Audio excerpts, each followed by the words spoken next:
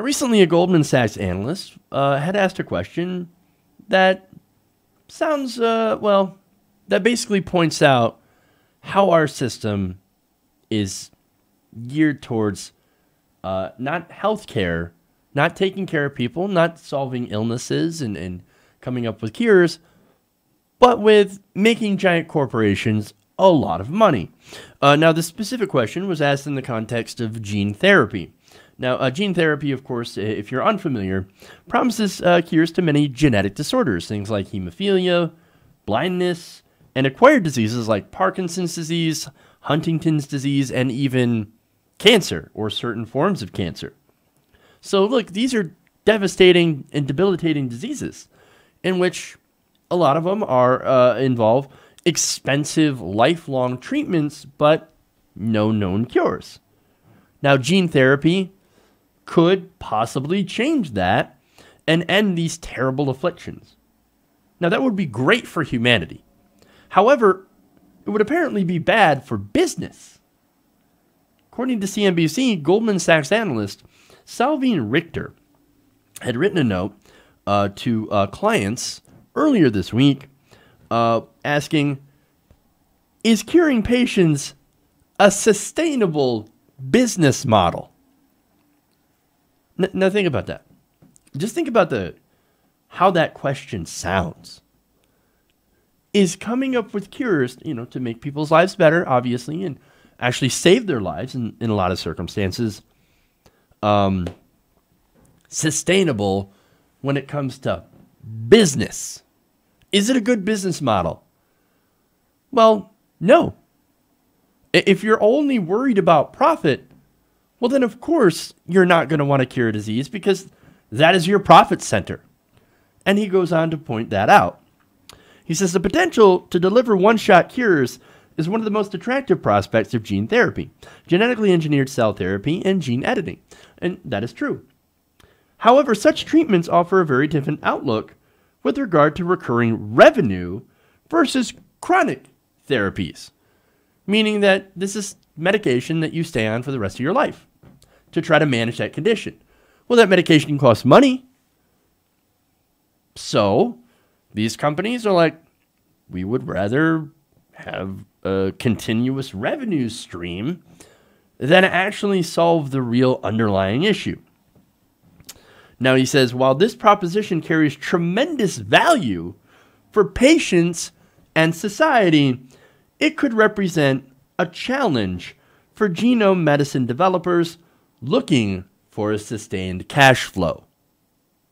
So, look, basically, he's saying, hey, man, look, it's great for the people that are actually going to get helped by this, but what about our bottom line? This is bad for capitalism. Not good. In fact, look, if we can wipe out the diseases, well, then we're not going to get any money. We'll get some initial money from the cures, but then if they're gone, well, then that money's going to run out. That well's going to go dry, and we're going to have to figure out something else. In fact, he uses an example of this. This is Gilead Sciences' treatment for hepatitis C. Now, that treatment achieved cure rates of more than 90%. Now, the company, as he points out, their sales for the hepatitis C treatments peaked at $12.5 billion in 2015, but unfortunately for them, had been falling ever since. Goldman estimates that the U.S. sales for the treatments will be less than $4 billion this year, according to a table presented in this report. Now I'm going to go to a quote here from Mr. Richter. He says, Gilead is a case in point where the success of its hepatitis C franchise has gradually exhausted the available pool of treatable patients. Again, I hate this. I hate everything about this.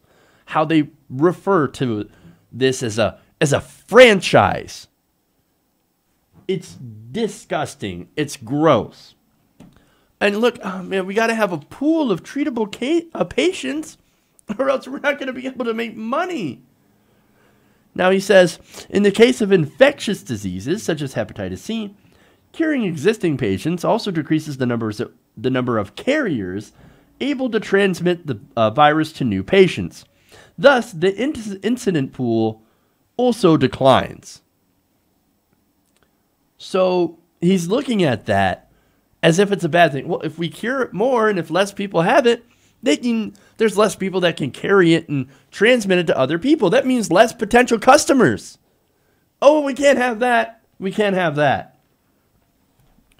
Now, he points out, where an incident pool remains stable, cancer, the potential for a cure poses less risk to the sustainability of a franchise.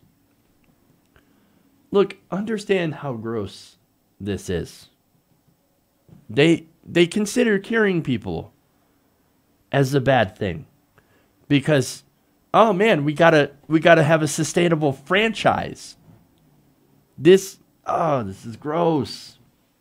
Gross. But this is what happens when you have a country that is taken over by corporations.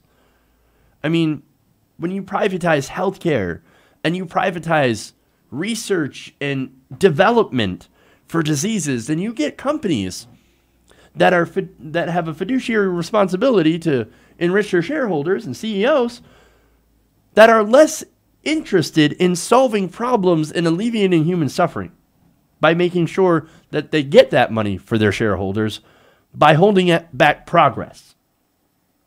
I mean, gene editing could be fantastic, could be great. All these new and exciting treatment options and cures that are right on the horizon wipe out a plethora of diseases. And what are these companies are doing? They're worrying about how that's going to impact their profit margins. This is a gross system. This is why profit margins shouldn't be a part of healthcare. Because, again, they will hold back progress in order for profit. So they can keep people on drugs that, look, might alleviate some of their symptoms. But if you've ever watched any of those drug commercials before that air all the time on corporate media, well, a lot of those have a ton of terrible side effects. It would be better to cure it. But again, that's looking at it from a human perspective. If you look at it from a corporate perspective, then, well, look, those side effects are acceptable for us because we're not experiencing those, and we have a steady revenue stream. Now, man, it's better for them to have customers than to be able to cure people. And look, you know what that means for innovation? It means they're going to be stuck. They're not going to innovate when it comes to cures. They're going to innovate whatever makes them the most money in the long run. It's not about cures. It's not about healthcare. It's not about helping people. It's all about profit. And that's why we got to get the profit motive out of healthcare. Hey everybody, thanks for watching this video. If you want to see more like this, please hit the subscribe button below. And if you want to support truly independent progressive media, please consider becoming a patron at patreon.com/TYTNation.